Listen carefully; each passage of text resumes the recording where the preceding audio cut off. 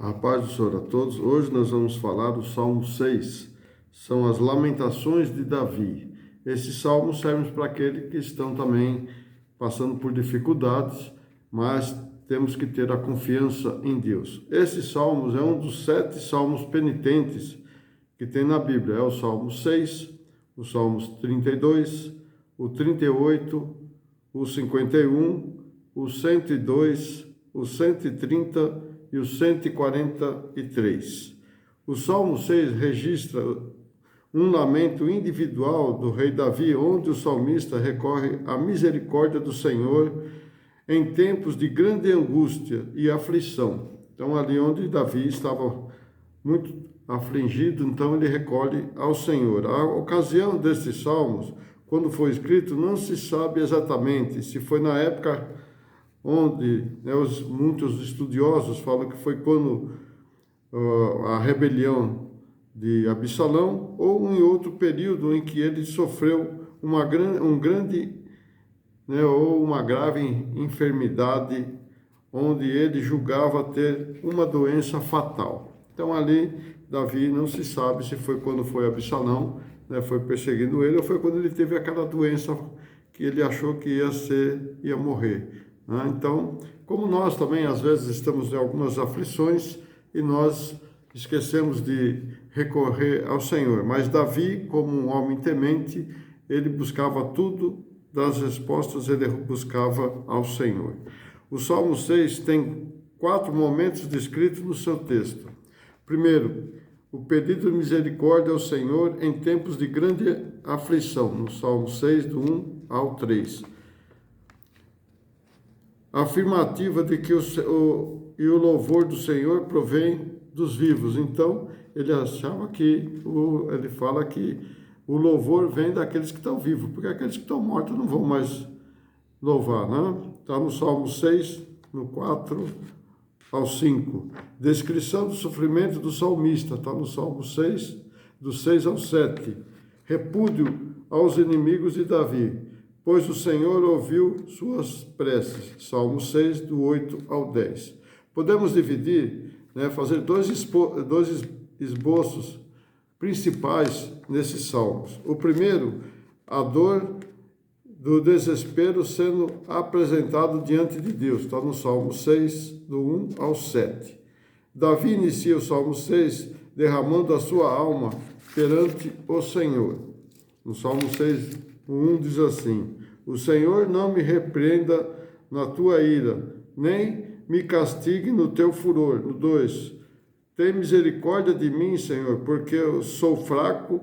Sara-me, Senhor, porque os meus ossos estão perturbados. Davi admite ser merecedor da repreensão do Senhor, mas apela pela misericórdia, e ele deseja que a disciplina seja acompanhada também pela misericórdia de Deus. No Salmos 6, no 3, diz assim: até a minha alma está perturbada, mas tu, Senhor, até quando? Então ele está falando, ele está fazendo uma pergunta aqui para ele. Até quando a minha alma vai ficar perturbada, Senhor? Me livra, Senhor, de todo esse mal. Como nós também, devemos falar, até quando o Senhor vai deixar nossa vida perturbada? Livra nós de todo mal, de toda retaliação do inimigo. Davi realmente não aguenta mais continuar naquela situação e roga para que Deus lhe dá o livramento. No 4, no 6:4 diz: volta-te, Senhor, e leva a minha alma, salva-me por sua benignidade. No 5 diz assim: porque na morte não há lembranças de ti, no sepulcro quem te louvará? Então, ele está falando que quando morrer não vai resolver mais nada, Então nós temos que buscar a Deus quando estamos vivos. Porque depois que morrer nós estamos dormindo, vamos dormir, como Paulo fala, vamos dormir até o dia que Jesus vir buscar a igreja. Então, nós temos que buscar a Deus enquanto estamos vivos. Era o que Davi fazia. Davi, em todo momento, reconhece não ser merecedor do favor divino e das bênçãos que ele pode receber não vem do seu mérito, mas da graça de Deus. Então, as bênçãos que nós podemos receber vêm da graça, não? Não é por mérito, mas é pela graça de Deus, pela vontade de Deus. Quando um crente morre, sua voz se perde e não poderá mais louvar ao Senhor no templo ou na congregação. Então, quando morre, não tem mais como pedir nada para Deus. Isaías 38, 18 diz: porque não pode louvar-te a sepultura, nem a morte glorificar-te, nem esperarão em tuas vontades os que descem a cova. Então, Isaías confirma isso daqui, né? que Davi estava fazendo. Salmo 6,6. Já estou cansado do meu gemido. Toda noite faço nadar na minha cama, molho o meu leito com as minhas lágrimas. No 7. Já os meus olhos estão consumidos pela mágoa e tem envelhecido por causa dos todos os seus inimigos. A expressão faço nadar na minha cama, essa expressão Davi ressalta a veracidade da sua dor. Ele parece estar chorando tanto que se acha prestes a encharcar sua cama, até secar suas lágrimas e morrer de angústia.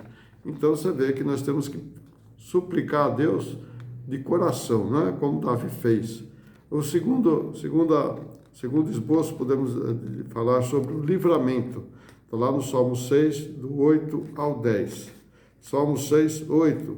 Apartai-vos de mim todos os que praticam iniquidade, porque o Senhor já ouviu a voz do meu lamento. Davi tinha certeza de que Deus da aliança ouve a oração do seu povo, em que estas alianças, né, são a providência de Deus. O salmista glorifica o Senhor diante de seus inimigos.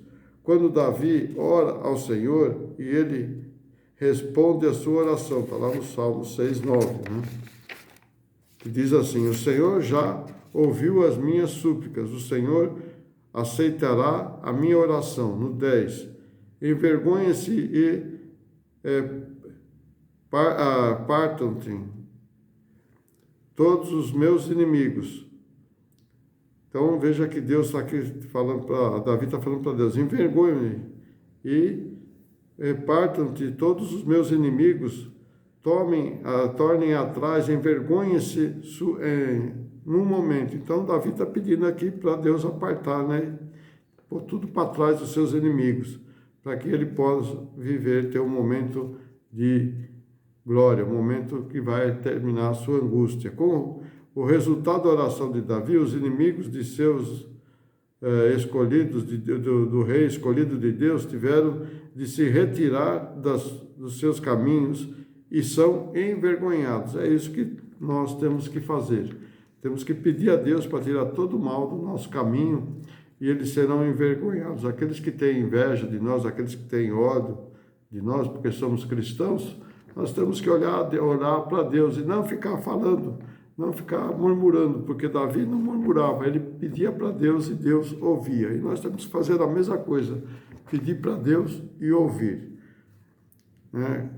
Aqui você vê que em Mateus 25, 40 diz assim: respondendo o rei, Jesus lhes dirá: em verdade vos digo que quando fizestes a um desses meus pequeninos irmãos a mim, o fizeste. Então diz assim: respondendo o rei, Jesus, lhes dirá: em verdade vos digo que quando o fizestes a um destes meus pequeninos, irmãos pequeninos, a mim o fizestes. No 41, então dirá também aos que estiverem na sua esquerda: apartai-vos de mim, malditos, para o fogo eterno, preparados para o diabo e seus anjos. Então, nós temos que pedir para Deus apartar de nós e, como fala aqui, né? Sai de nós, malditos, né? Esses anjos decaídos, essas pessoas que têm raiva de nós, têm inveja de nós, quem vai fazer isso vai ser o Senhor, e Ele vai estar Ele já diz que vão estar lá junto com o diabo e seus anjos decaídos, vão estar lá no lago do fogo do inferno. É isso que nós devemos fazer. Não ficar falando mal, não ficar murmurando, mas pedir para Deus apartar nós de todos os inimigos. Era isso que Davi fazia. Amém? Deus abençoe a todos. Até uma próxima. Não esqueça de deixar seu like aí para mim saber, né? O seu joinha, se você está gostando. Você que não é inscrito, inscreva-se. E você compartilhe com seus amigos também para poder entender o que era a vida de Davi e o que é a nossa vida hoje, a nossa vida cristã. Amém? Deus abençoe a todos. Até uma próxima.